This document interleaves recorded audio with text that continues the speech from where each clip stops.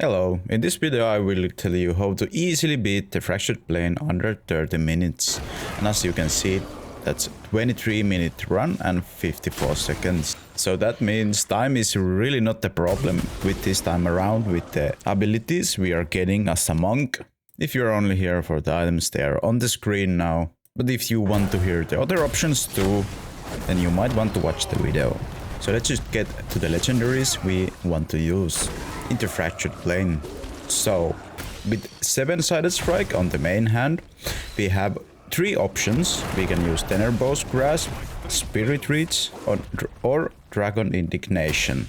The Tenerbos Grasp is the best against bosses, but it is kinda hard to stay alive with this one, as you need to be hitting the enemies.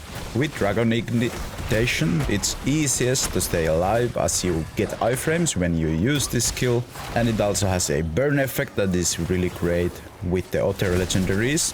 And lastly, Spirit Reach if you just want to evade the enemies and drop the damaging auras on the ground. Now, with the Wave of Light, we don't really have other options than a Shimmerlin. Shimmerlin is really the best.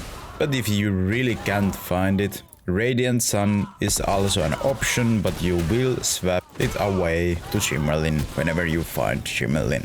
And again, Shimmerlin will burn the enemies, and that's again really good with our other items.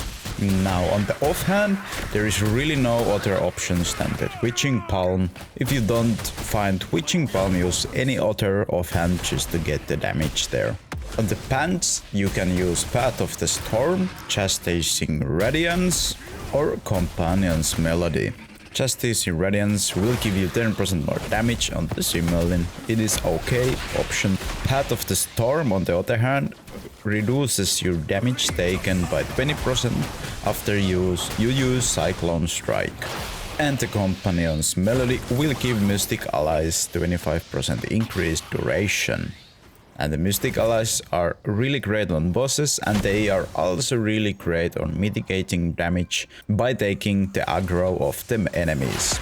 Now on the chest piece, you really want to get Storm Spirit, as it makes Cyclone Strike a Cyclone, and as we do get the burn effect, then it will become a Firestorm, meaning it will critically hit everything that is burning.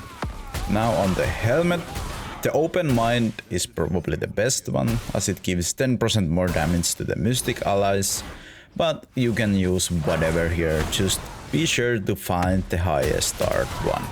Now on the blessings, because we don't really have any defensive abilities or dashes, I would highly recommend getting some damage reduction on or maximum HP. Also, if you happen to find a 20% damage increase, you will always want to take that one. Or if you find the 40% damage increase on elites, that is a huge deal too.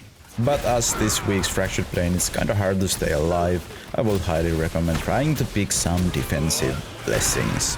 Now the way I like to play this fractured plane was to just drop Cyclone Strike and then just be sure they are burning all the time, and hitting them with the first Fist of Thunder with the Twitching Palm, and then just rotating around the monsters while hitting them with once and dropping abilities to keep them burning.